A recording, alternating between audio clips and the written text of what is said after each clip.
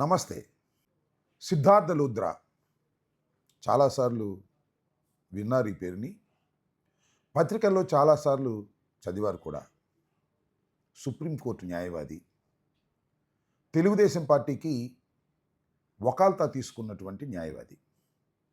నారా చంద్రబాబు నాయుడు గారు అరెస్ట్ అయినప్పుడు కూడా ప్రత్యేకంగా స్పెషల్ ఫ్లైట్లో వచ్చి నారా చంద్రబాబు నాయుడు గారి తరపున హైకోర్టులోనూ కింది కోర్టులోనూ వాదనలు వినిపించినటువంటి న్యాయవాది. తెలుగుదేశం పార్టీకి చంద్రబాబు నాయుడు గారికి అత్యంత సన్నిహితుడైనటువంటి న్యాయవాదిగా మనం చెప్పుకోవాలి.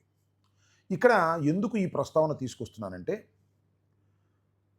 కూటమి ప్రభుత్వం అధికారంలోకి వచ్చిన తర్వాత సిద్ధార్థ లూథ్రాకి సుమారుగా 2,86,00,000 రూపాయలు ప్రభుత్వ సొమ్మును ఫీజు రూపంలో ఇవ్వటం జరిగింది.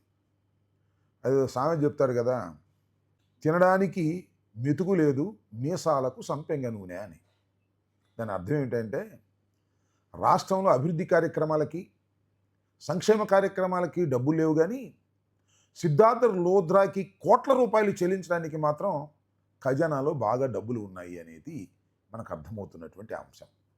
అంటే తనకు సన్నిహితులైన వారికి దోచిపెట్టే కార్యక్రమంలో నారా చంద్రబాబు నాయుడు గారు ఇప్పుడే కాదు ఎప్పుడు వెనకాడే పరిస్థితి ఉండదు.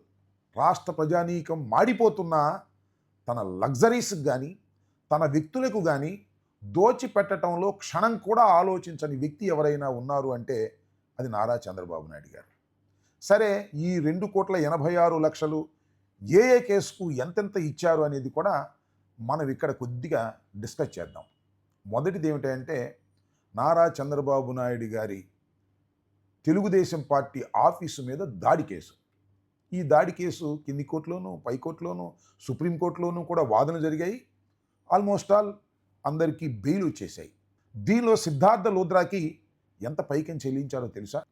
1,25,00,000 రూపాయలు చెక్ ఇచ్చేశారు నిన్ననే. అది ఒక అమౌంట్.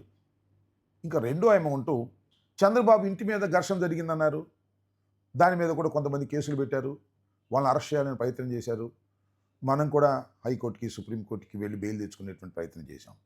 దానికి గాను 60,00,000 రూపాయలు.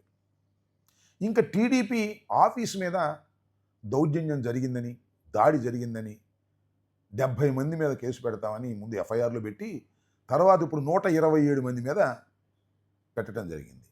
ఈ కేసులో సిద్ధార్థ లూథ్రా అపీల్ అయినందుకు గాను 10,00,000 రూపాయలు ఆయనకి చెల్లించారు. ఇవి కాక ఇవన్నీ చూడటానికి ఆయన దగ్గర ఉన్నటువంటి గుమస్తాకి 26,00,000 రూపాయలు పే చేశారు. అంటే మొత్తంగా 2,86,00,000 రూపాయలు ఈ కేసుకు తాలూకు మొదటిగా పేమెంట్ ఇచ్చారు. ఇంకెంత ఇవ్వాలో ఎంత ఇస్తారో తెలియదు. ఈ విధంగా ప్రభుత్వ సొమ్మును, ప్రజల సొమ్మును కక్ష సాధింపు చర్యల్లో భాగమైనటువంటి కేసుల్లో సుప్రీంకోర్టులోనూ హైకోర్టులోనూ వాదించినటువంటి సిద్ధార్థ లూథ్రాకి 2,86,00,000 రూపాయలు పే చేశారు.